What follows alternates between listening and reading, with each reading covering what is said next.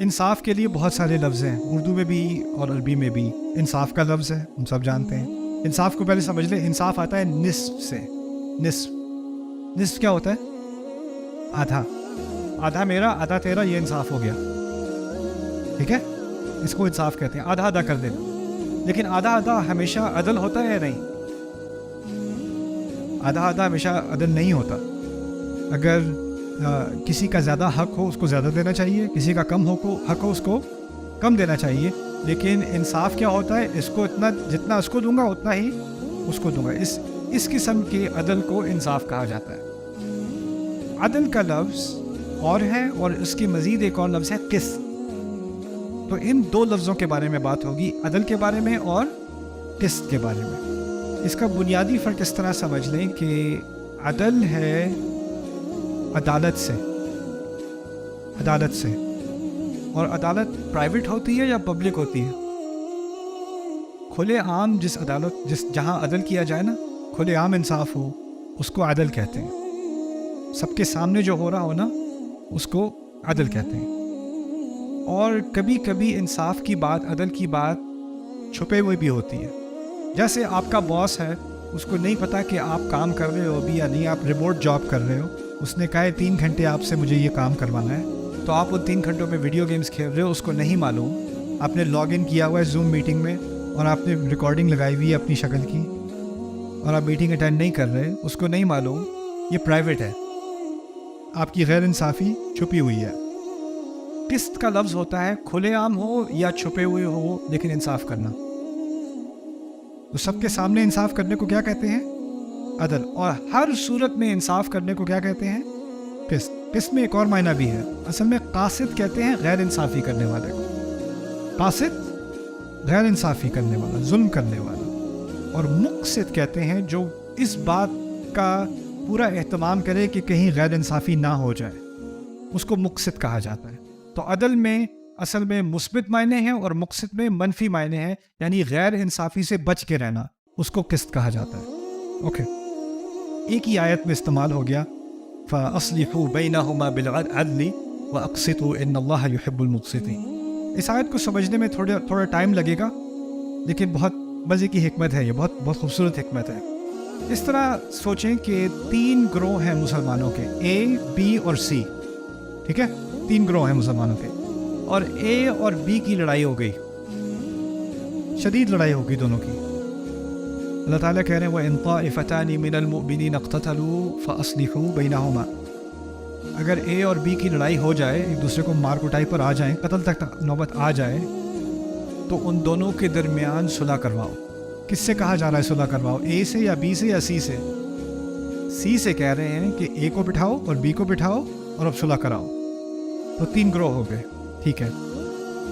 اچھا، اب لڑائی ہوئی، سی نے کہا چلو آ جاؤ، بیٹھ جاؤ، ختم کرو یہ بات، تم سب مسلمان ہو، ہاتھ ملاؤ، نیگوشیشن کرو۔ بات ہو گئی، سب نے ہاتھ ملا لیے۔ یہ اس طرح کا جو بیٹھنا ہوتا ہے، یہ پبلک ہوتا ہے یا پرائیویٹ ہوتا ہے؟ اختلاف ہے کیا؟ پرائیویٹ ہوتا ہے، کیونکہ اس میں بہت نازک بات کرنی ہوتی ہے، اختلافات کرنے ہوتے ہیں، آوازیں اونچی ہوں گی، غصہ ہوگا، ایسے ہی نہیں تو صلح ہو جاتی۔ صلح میں ٹائم لگتا ہے، آربیٹریشن ہوتی ہے، تو یہ بیہائنڈ کلوز ڈورز ہوتا ہے، یہ پرائیویٹلی ہوتا ہے۔ اور اس میں یہ المجالس بالامانہ، جو بحث اس کے اندر ہو رہی ہے، یا گالم گلوچ تک بھی بات آ گئی ہے، یا جو بھی الزامات لگائے گئے ہیں، وہ اس دروازے سے باہر نہیں جائیں گے۔ اور وہ جو سی ہے نا، وہ کہتا ہے دیکھو، ہم اس کمرے سے ہم اس وقت تک نہیں نکلیں گے جب تک صلح نہ ہو جائے، ہم نے یہ مسئلہ حل کرنا ہے، پھر ہم نے یہاں سے نکلنا ہے۔ اور جو بات یہاں اندر ہم نے ڈسکس کی ہے، وہ باہر ہم ایک ہی بات کہیں گے، ہم سب ایک ہی صفحے پر ہیں اس ساری نیگوشیشن کے بعد۔ ایسا ہی ہوتا ہے نا، ٹھیک ہے؟ اچھا، اللہ تعالیٰ کہتے ہیں کہ صلح کروا دی دونوں کے درمیان، تو سی بڑا خوش کہ الحمدللہ میری کوشش سے اللہ تعالیٰ نے اس میں برکت ڈالی اور اے اور بی کی لڑائی ختم ہو گئی، ٹھیک ہے؟ اب اللہ تعالیٰ کہتے ہیں فَإِن بَغَتْ إِحْدَاهُمَا عَلَى الْأُخْرَى، اور پھر اس کے بعد بھی اگر ان میں سے ایک دوسرے کے اوپر بغاوت پھر شروع کر دے، میٹنگ سے باہر نکلے، اے اور بی اندر گلے لگا چکے، باہر نکلتے ہی اے کہتا ہے بڑی زیادتی کی اس میٹنگ میں ہمارے ساتھ، کوئی ایک بات نہیں سنی ہماری، سی جو ہے وہ بی کے ساتھ ملا ہوا تھا اور بہت غلط باتیں کی ہیں، اور اس نے اب बी को भी इल्ज़ाम लगाया और किसको और इल्ज़ाम लगाया, सी को, और निकल के उसने बी को फौरन थप्पड़ मारा मुंह पे, नहीं मानता मैं याद। और सी हैरान परेशान, यार अंदर अभी हमने बात की थी, सब चीज़ें तुम लोग मान गए थे, ये क्या हो रहा है। फ़यंबग़त इहदाहुमा अला अल-उख़रा, अब अल्लाह ताला ने हुक्म दिया, कहते हैं फ़क़ातिलु अल्लती तबग़ी हत्ता तफ़ीअ इला अम्रिल्लाह। जिसने बगावत की है, कि हमारे अल्फ़ाबेट में किसने बगावत की थी, ए ने, तो अब कहा बी और सी मिल के अब लड़ाई करो किसके साथ, ए के साथ, जब तक कि वो वापस अल्लाह के हुक्म तक वापस ना आ जाए। लड़ते रहो जब तक वो कहे अच्छा चलो चलो चलो, अच्छा ठीक है सुलह करते हैं, फिर से करते हैं, फिर से करते हैं, जब तक वो सरेंडर ना करें और सुलह के लिए तैयार ना हो जाए, तब तक सब मिल के उनसे लड़ो, लड़ो उनके, क़ातिलुल लती तबग़ी। लेकिन पहली जो मीटिंग थी ना, उसमें जो करारदार बनाई गई, जिस पे सबने साइन किए या जिस पे सबने हाथ मिलाए, उसको पता है क्या कहा गया अल्लाह ताला के कलाम में, अम्रुल्लाह, अल्लाह का हुक्म। यानी मुसलमान अगर एक बात मान जाएं, एक दफ़ा इकरार कर लें, तो उस इकरार की क्या हैसियत है अल्लाह के यहाँ, अल्लाह का हुक्म। हत्ता तफ़ीअ इला अम्रिल्लाह, यानी लम यकुल हत्ता तफ़ीअ इला अल-क़रार बैनहुम, अपने जो आपस में फ़ैसला किया था उस पर वापस आ जाए, नहीं अल्लाह के हुक्म पे वापस आ जाए। ये अल्लाह जो फ़ैसला किया था वो अब अल्लाह का हुक्म की हैसियत रखता है। अच्छा, अब बी और सी लड़ाई कर रहे थे ना, और फिर ए दोबारा कहता है अच्छा ठीक है ठीक है ठीक है ठीक है, चलो एक और मीटिंग करते हैं, इस दफ़ा नहीं करूँगा। अब दोबारा कमरे में बैठ गए, दोबारा मीटिंग हो रही है, लेकिन अब कुछ फ़र्क है। अगर आप सी हो तो क्या आपके जज्बात में कोई फ़र्क है? क्या फ़र्क है? आपको अभी थोड़ा गुस्सा आया हुआ है किसके ऊपर? ए के ऊपर। पहली दफ़ा जब आप मीटिंग में बैठे थे तो ए और बी दोनों आपके लिए बराबर थे। दूसरी दफ़ा अभी 15 मिनट पहले उससे आप लड़ रहे थे, तो आपके जज्बात अभी भी हिले हुए हैं कि नहीं? तो क्या ऐन मुमकिन है कि इस दफ़ा जब आप फैसला करोगे तो ज़्यादा इम्कान है कि आप किसके ख़िलाफ़ करोगे? ए के ख़िलाफ़। अब अल्लाह ताला की हिदायत सुनना, कहते हैं फ़क़ातिलुल लती तबग़ी हत्ता तफ़ीअ इला अम्रिल्लाह फ़इन फ़ाअत, और अगर वो वापस आ जाए दोबारा कमरे के अंदर, फ़अस्लिहू बैनहुमा बिल-अदली, उनके दरमियान अब सुलह करना अदल के साथ, अदल के साथ। शुरू में मैंने कहा था अदल और किस्त में फ़र्क है। क्या फ़र्क है? अदल कैसे होती है? खुलेआम होती है। इस दफ़ा दरवाज़ा बंद करके ये मीटिंग नहीं होगी, इस दफ़ा ये मीटिंग यूट्यूब लाइव पे होगी, इस दफ़ा ये ब्रॉडकास्ट होगी। क्यों? क्योंकि इस दफ़ा जब होगी और ये बाहर आकर कहें हमारे साथ तो ज़्यादती हुई, ये तो हमारे ख़िलाफ़ थे, इनको हम पे गुस्सा था, ये हुआ वो हुआ, अब वो सारे बहानों का दरवाज़ा बंद कैसे? क्योंकि इस दफ़ा जब आप करोगे फ़ैसला तो खुलेआम करोगे, बिल अदली। लेकिन खुलेआम फ़ैसला करने के बावजूद क्या मुमकिन है कि फिर भी आपके दिल में उनके ख़िलाफ़ कुछ रहे, जो खुलेआम तो सामने ना आए लेकिन खुफिया तौर पे सामने आ जाए, पीछे से सामने आ, पीछे से उसका कोई ज़ुहूर हो जाए। तो अल्लाह ताला ने बिल अदली पर इक्तिफ़ा नहीं किया, वहाँ तक बात मुकम्मल नहीं की। उसके बाद कहा व अक़सितु, और फिर इस बात का एहतमाम करना कि खुलेआम हो या खुफिया हो, किस्त ज़रूर करना। किस्त का क्या मतलब है? खुलेआम या छुपा कर। यानी अब के बाद से दिल में बात नहीं रखनी, पीछे पीछे से। सी को तो गुस्सा है, अब सी और बी बाद में खुफिया मीटिंग्स कर रहे हैं एक के ख़िलाफ़, अब क्योंकि पुराना वाला गुस्सा ये किस्त के ख़िलाफ़ है।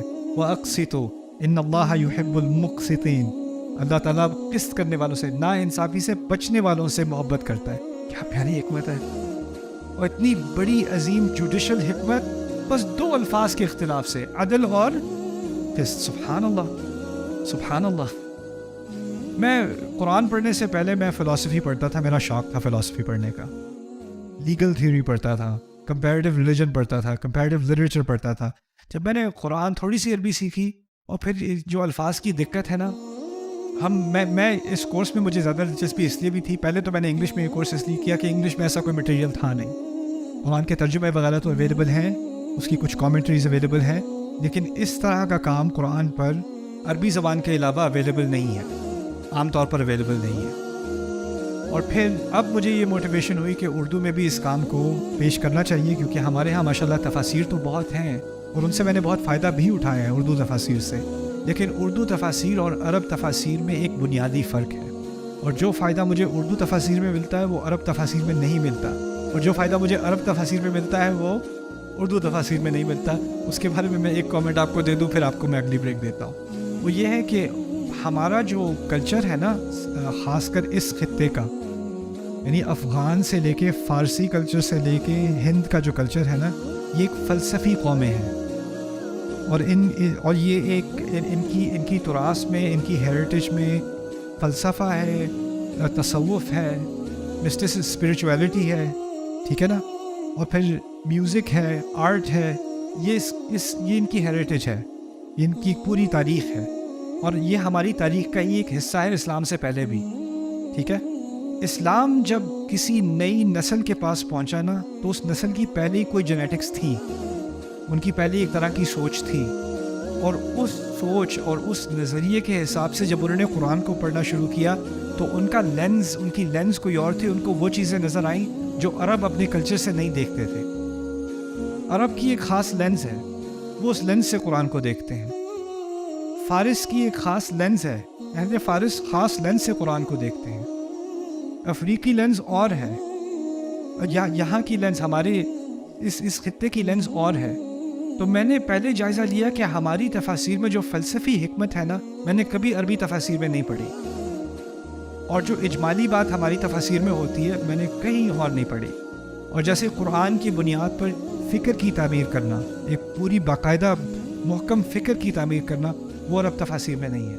اس کو اس طرح سمجھ لیں کہ کوئی ہیلی کاپٹر سے کسی وادی کے اوپر گزر رہا ہو نا، جیسے ہرنو ہے یا ہنزا ویلی ہے، وہ ہیلی کاپٹر سے کوئی گزر رہا ہے تو اس کو پورا منظر نظر آتا ہے، دور سے اس کو ایک پورا ویو نظر آ رہا ہے۔ اردو تفاسیر میں نے یہ پورا ویو مجھے زیادہ نظر آیا، چاہے وہ ابوالکلام آزاد رحمہ اللہ کی بات ہو، یا مولانا مودودی کی ہو، یا پھر ہماری جو اور تفاسیر امین احسن اصلاحی صاحب کی ہوں، یا انوار البیان ہو، اور ہو جو بھی تفاسیر میں نے اردو میں پڑھی ہیں، ان میں مجھے یہ ایک مشترک چیز نظر آئی۔ لیکن عرب کے ہاں اس طرح سمجھ لیں کہ کوئی وہ کیمراز ہوتے ہیں نا جن میں زوم لینز ہوتی ہے، کوئی ایک پھول پہ جا کے وہ ایسے زوم کرے کہ اس پھول کی باریک ترین شاخیں آپ کو ایک ایک پیڑ کی نظر آئے، پھر وہ اس کی فوٹو کھینچتا ہے۔ تو ایک فوٹوگرافر ہے وہ پوری وادی کی فوٹو کھینچ رہا ہے بہت خوبصورت سی، اور ایک فوٹوگرافر ہے وہ جو ایک ایک پھل کے ایک ایک پتے کی تصویر کھینچ رہا ہے۔ یہ فرق ہے میرے نزدیک عرب تفاسیر میں اور ہماری تفاسیر میں۔ تو یہ کہنا کہ یہ اس سے بہتر ہے یا وہ اس سے بہتر ہے، یہ غلط ہے۔ ان کا کلچر ایسا تھا، وہ ایک ایک باریک چیز پر ان کی نظر ہوتی تھی۔ لیکن اگر آپ ہمیشہ زوم ان کرتے رہو گے نا تو کیا ہوگا، آپ کو اس بات کا خیال نہیں رہے گا کہ آپ کس وادی میں ہو، اور اگر آپ باہر سے وادی کی بات کرتے رہو گے تو کس بات کا لحاظ نہیں رہے گا کہ اس کے اندر کیا کیا چھوٹے چھوٹے موتی، کیا کیا خوبصورت چیزیں پائی جاتی ہیں، جیسے مائکرو ویو میکرو ویو ہے نا۔ تو میں چاہتا ہوں اب کہ یہ دنیایں ایک دوسرے کے ساتھ ملیں اور ہمیں ان دونوں کا ذائقہ حاصل کرنے کا موقع ملے، خاص کر قرآن کے حساب سے۔ تو اب اس سیمینار میں ابھی تک آپ نے نوٹ کیا ہوگا، ہم ایک مائکرو ویو لے رہے ہیں، ایک لفظ پہ فوکس کر رہے ہیں، ایک چھوٹے سے تقابل پہ فوکس کر رہے ہیں، کیونکہ اس پر انہوں نے بہت اہتمام کیا، بہت زیادہ فوکس کیا، اور اس سے میرے نزدیک تو اس میں بہت حکمت ہے، بہت فائدہ ہے، اور اس کو میں ہائی لائٹ کرنا چاہ رہا ہوں۔ اعوذ باللہ من الشیطان الرجیم۔ وَإِلَى مَدْيَنَ أَخَاهُمْ شُعَيْبًا، مدین کی طرف ان کے بھائی شعیب کو بھیجا گیا۔ کبھی کبھار قرآن نے انبیاء کے بارے میں جب ان کو ان کی قوم کی طرف بھیجا گیا تھا تو بھائی کا لفظ استعمال کیا ہے، اور سورۃ الشعراء میں خاص کر اذ قال لهم اخوهم نوح، جب نوح ان کے بھائی نے ان سے کہا، پھر اس کے بعد وَإِذْ قَالَ لَهُمْ أَخُوهُمْ ہود، ان کے بھائی ہود نے ان سے کہا، اذ قال لهم اخوهم صالح، ان کے بھائی صالح نے ان سے کہا، اذ قال لهم اخوهم لوط، ان کے بھائی لوط نے ان سے کہا۔ سورۃ الشعراء میں بار بار بھائی بھائی بھائی اور بھائی کا ذکر ہے، لیکن شعیب کے بارے میں کہا اذ قال لهم شعیب، جب شعیب نے ان سے کہا، کیا چیز نکال دی؟ بھائی کا ذکر نکال دیا۔ عجیب بات یہ کہ شعیب علیہ السلام کو 2 قوموں کی طرف بھیجا گیا تھا، ایک ہے مدین اور ایک ہے اصحاب الایکہ، اور مدین کی قوم سے وہ تھے لیکن اصحاب الایکہ سے وہ نہیں تھے۔ تو ایک مقام پر اور مقام پر شروع میں آپ دیکھیں گے سورۃ الاعراف میں، ہود میں، عنکبوت میں، اللہ تعالیٰ کہہ رہے ہیں ہم نے ان کو مدین کو ان کے بھائی شعیب سے، اور مدین کی طرف ان کا بھائی شعیب بھیجا، الی مدین اخاہم شعیبا۔ لیکن جہاں ایک مقام پر اصحاب الایکہ کا ذکر آیا، کیونکہ وہ اوریجنلی اصحاب الایکہ سے نہیں ہیں، تو وہاں باریک دقت الاستعمال، وہاں سے اخوہم نکال کے اذ قال لهم شعیب الا تتقون۔ یہ چیزیں لگتی تو بہت آسان سی آبزرویشنز ہیں، لیکن اگر آپ سوچیں ذرا کہ بار بار میں اس کو دہراتا ہوں کیونکہ اس کو ذہن میں رکھنا مشکل ہو جاتا ہے۔ قرآن ہمارے لیے کتاب ہے، لیکن جب قرآن نازل ہوا تھا تو وہ کتاب نہیں تھا، کلام تھا۔ اور کلام کے بارے میں کچھ چیزیں میں نے شروع میں مجھے کہنی چاہیے تھی، میں کہہ نہیں سکا، ابھی میں آپ کے سامنے پیش کر دوں تاکہ ان چیزوں کا آپ کو احساس ہو کہ ہم کیا چیز سیکھ رہے ہیں۔ ابھی بات کرنے میں اور کتاب لکھنے میں، بات کرنے میں اور لکھنے میں بہت فرق ہے۔ لکھنے میں انسان کو سوچ کے ایک جملہ پورا مرتب کرنا ہوتا ہے، اور مرتب کرنے کے بعد وہ یہ بھی سوچ سکتا ہے کہ یہ لفظ صحیح نہیں، اس کی جگہ میں کون لفظ لکھ دوں، یا ہو سکتا ہے آپ نے پورا پیراگراف لکھا، پورا مضمون لکھا، اور بعد میں دوبارہ اس کو پڑھا اور خیال آیا کہ 1-2 جملے ایک ہی بات کر رہے ہیں، ان کو میں جمع کر کے مختصر تر انداز میں ان کو ایک ہی بنا دوں۔ پھر آپ کو خیال آیا کہ میں نے یہ بات تیسری بات کہی تھی، اس کو دوسرا ہونا چاہیے، دوسری بات کو تیسرا ہونا چاہیے، تھوڑا ایڈیٹنگ کر دوں اس کی، ہوتا ہے کہ نہیں؟ اس چیز کو انگلش میں ہم کہتے ہیں ایڈیٹوریل پروسیس، پروف ریڈنگ، یہی ہوتی ہے نا؟ آپ کچھ لکھ رہے ہو، پھر آپ اس کو ایڈٹ کر رہے ہو، فکس کر رہے ہو۔ آج کل ایڈیٹنگ کا زمانہ تو کم ہے کیونکہ ہم کچھ لکھتے ہیں پھر سینڈ کر دیتے ہیں، لیکن شکر ہے اب ان سینڈ بھی آ گیا ہے۔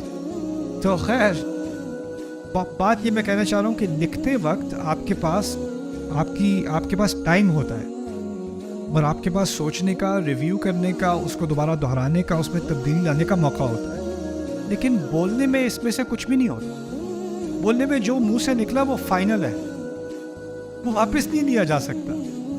لکھے ہوئے کو آپ مٹا سکتے ہو، ڈیلیٹ کر سکتے ہو، کاغذ کو پھینک سکتے ہو، لیکن جو منہ سے ایک دفعہ نکل آیا اور کسی نے سن لیا تو آپ یہ نہیں کہہ سکتے نہیں یہ نہیں کچھ اور نہیں کر سکتے۔ قرآن جب نازل ہوا اور دنیا میں پھیلا، اور عرب میں جو پھیلا، قریش میں جو پھیلا، وہ کتاب کے ذریعے سے نہیں، کلام کے ذریعے سے پھیلا۔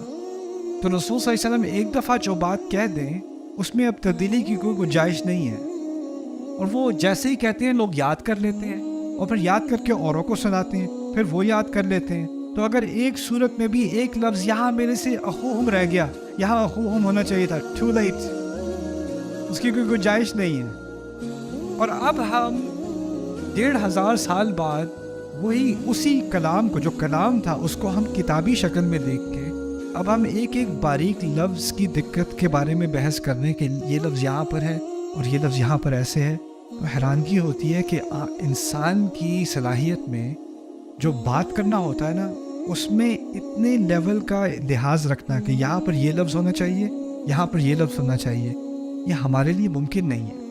اور جیسے جیسے ہم اس سیمینار سے گزریں گے، خاص کر اس سیکشن میں اور اس سے اگلے سیکشن میں 4 اور 5 میں خاص کر، یہ بات آپ پر بہت زیادہ واضح ہو جائے گی کہ یہ انسانی صلاحیت سے بہت آگے کی چیز ہے، یہ ممکن نہیں ہے۔ اچھا، اب اس میں بائی دا وے، کیونکہ مغربی تہذیب ہے، اس میں بھی اسلام بہت پڑھا جاتا ہے۔ یونیورسٹیز میں ہارورڈ میں اسلام پڑھا جاتا ہے، بoston میں پڑھا جا رہا ہے، یونیورسٹی آف شکاگو میں پڑھا جا رہا ہے، آکسفورڈ میں اسلام پہ PhD ہوتی ہے، مستشرقین انہیں کہتے ہیں، اورینٹلسٹ نا۔ تو وہ ایمان کے نقطۂ نظر سے اسلام کو نہیں پڑھتے، ان کا وہ خدا کو نہیں مانتے، کیونکہ وہ PhD تھیسس کر رہے ہیں، تو ان کا نظریہ یہ ہوتا ہے کہ یہ ایک تاریخی فنامنا ہے اور اس کو ہم کسی طرح سے بیان کریں کہ یہ کیسے ہوا، اسلام، قرآن کیا ہے، کہاں سے آیا۔ تو مختلف قسم کے وہ تھیسس پیش کرتے ہیں۔ ان میں سے کوئی کہتا ہے کہ قرآن جو ہے یہ بہت سارے لوگوں نے مل کر اس کو جمع کر کے اور اس کو ایک کتابی شکل دی, وہ اس میں پورا وہ PhD تھیسس لکھ دے گا, اس کو ڈگری بھی مل جائے گی. کوئی اور آ کے کہے گا کہ یہ بعد میں جو ہے یہ ڈیولپ ہوا اور اس میں شروع میں یہ صورتیں نہیں تھی, بعد میں یہ صورتیں آ گئیں, اور اس پہ وہ پوری PhD تھیسس لکھ دے گا. تو یہ کیونکہ ان کے ذہن میں یہ بات آ ہی نہیں سکتی کہ کوئی چیز جو یاد کی گئی تھی وہ ویسی ہی رہے جیسے پہلے تھی. اور یہ ان کے ذہن میں اس لیے نہیں ہے کہ اگر فرض کریں, میں اس گیم کو امریکہ میں ٹیلی فون کہتے ہیں, اگر میں آپ کے کان میں چپکے سے کچھ کہہ دوں اور میں آپ سے کہوں آپ چپکے سے ان کے کان میں کہہ دیں, اور آپ ان کے کان میں کہہ دیں, اور آپ ان کے کان میں کہہ دیں, اور اس طرح ہم پورے کراؤڈ سے گزر کے آخری بندے سے میں پوچھوں بھئی کیا کہا تھا, تو کیا ہونا ہے. میں نے بچوں کے ساتھ کئی دفعہ یہ ایکسپیریمنٹ کیا ہے. میں نے ایک پہلے بچے سے کہا تھا باب پنچڈ جو, باب نے جو کو مکہ مارا. اس نے دوسرے کے کان میں, تیسرے کے کان میں, چوتھے کے کان میں. جب 50ویں بچے تک پہنچے میں نے پوچھا کیا کہا تھا, کہتا ہے صلی اللہ علیہ وسلم.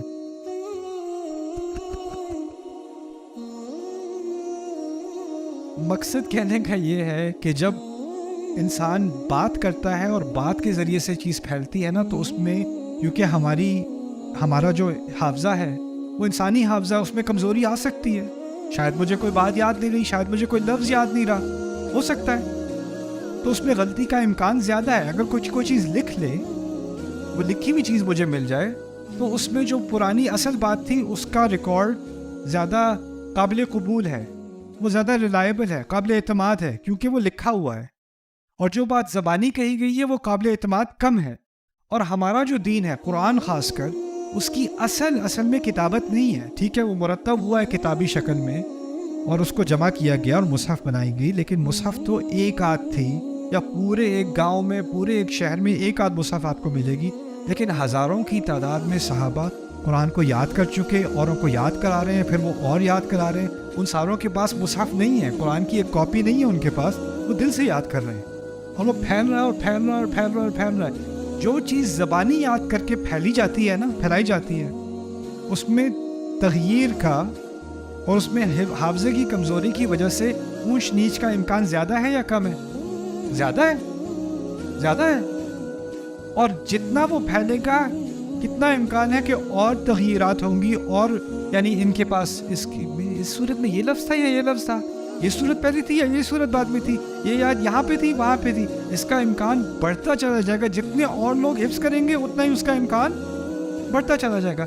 اور یہی مغربی ذہن کا ایک خاکہ ہے کہ تاریخ جو ہے نا, جو ریلائبل تاریخ ہے, جس تاریخ پہ ہم اعتماد کر سکتے ہیں کہ یہ واقعی اس وقت کی چیز ہے, وہ لکھی ہونی چاہیے. کیونکہ انسان کے محافظے کا اس کا کوئی اعتبار نہیں. یہ ان کی ذہنیت ہے. اب انہوں نے سائنس کا بھی اس میں استعمال کرنا شروع کر دیا ہے. ہو سکتا ہے ان کو پرانا کوئی نسخہ مل جائے قرآن کا, یا وہ جیسے وہ یمن میں ان کو ایک ملا, تو انہوں نے اس کی وہ کاربن ڈیٹنگ کرتے ہیں, یعنی اینالائز کرتے ہیں کہ یہ کس سال کا ہے, کتنا پرانا ہے, یہ اس کی کیمیائی اس کا انالیسس کر کے وہ نکال لیتے ہیں یہ 8 صدی پرانا ہے, یا 12 صدی پرانا ہے, یا 1000 سال پرانا ہے. وہ اس کو اب اس کا تجزیہ وہ کر سکتے ہیں. اس کی وجہ سے اب جب وہ قرآن کے پاس آتے ہیں تو یہ کہتے ہیں یہ تو اس کے جو نسخے ہمیں ملتے ہیں, وہ تو مجھے ایک نسخہ کہیں یمن میں کسی پتھر کے نیچے مل گیا, کوئی پرانا, کوئی وہاں پہ مل گیا, کوئی وہاں پہ مل گیا, لیکن اصل کیا ہوگا کوئی نہیں کہہ سکتا. میرے ذہن میں یہ جو سوال تھا, میں نے بہت سارے مستشرقین سے پوچھا, کسی کے پاس اس کا جواب نہیں ہے. آپ کے نظریے کے مطابق تو 1 سال کے اندر ہی لاکھوں قرآن ہونے چاہیے تھے.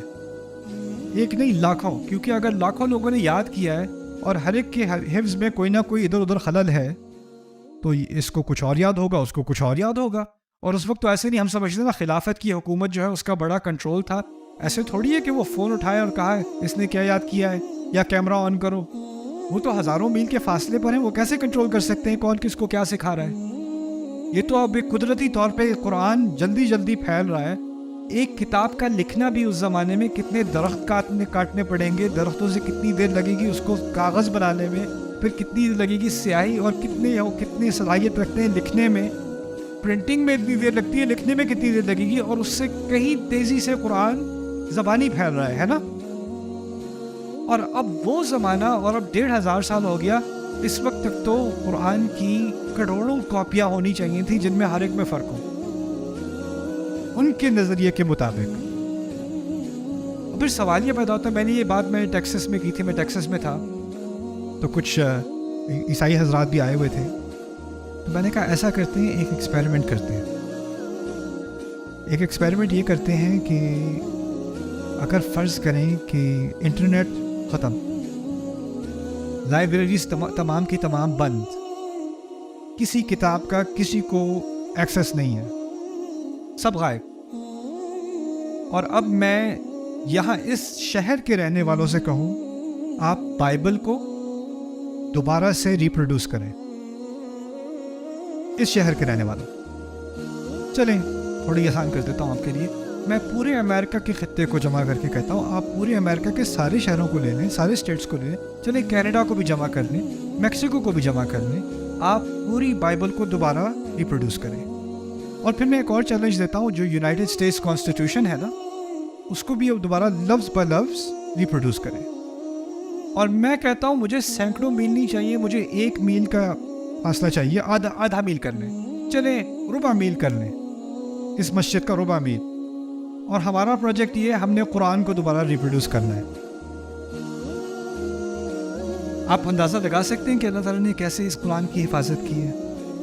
سبحان اللہ، العجیب من القرآن. اسی لیے قرآن نے جب کہا نا کہ قرآن کی حفاظت کی گئی ہے تو لفظ استعمال ہوا ہے انا نحن نزلنا الذکر. الکتاب نہیں کہا، الذکر کہا. الذکر کیا ہے؟ یاد دہانی. یہ بھی ہے جو چیز یاد کی جاتی ہے اس کو بھی ذکر کہتے ہیں. المذکور بھی ذکر ہے، المذکر بھی ذکر ہے، مصدر میں وہ ساری چیزیں شامل ہو جاتی ہیں. تو قرآن کی اصل حفاظت اس کے حفظ کے ذریعے سے کی گئی. اور یہی بات اور عجیب ہو جاتی ہے کہ جو چیز بولی جاتی ہے اور جو چیز لکھی جاتی ہے اس میں ہمیشہ زمین آسمان کا فرق ہوتا ہے. اگر کوئی یہ ریکارڈنگ میری لے کے اس کو کتابی شکل میں ڈالنے کی کوشش کرے تو اس میں بہت بھونڈی اردو ہوگی، اس کو بہت فکس کرنا پڑے گا. جگہ جگہ میں نے بات دہرائی ہے، کبھی آدھا جملہ چھوڑ دیا، کبھی یہ کہہ دیا، کبھی وہ کہہ دیا، وہ سب تو نکالنا پڑے گا نا آپ کو. قرآن نے ایک دفعہ ایک بات کہہ دی اور پچھلی مثال میں نے کہا اخوہم یہاں نکال دیا، وہاں ڈال دیا. کیسے ممکن ہے؟ اور یہ 2 آیات سورۃ الانعام کی 2 الفاظ انگلش میں کہتے ہیں کم آن، کم آن، اردو میں کہیں گے ادھر آؤ، آؤ ادھر، آؤ ادھر کے لیے عربی میں 2 الفاظ ہیں، اور بھی ہیں لیکن 2 الفاظ ہیں، حلما، حلما، اور دوسرا ہے تعالو، تعالی.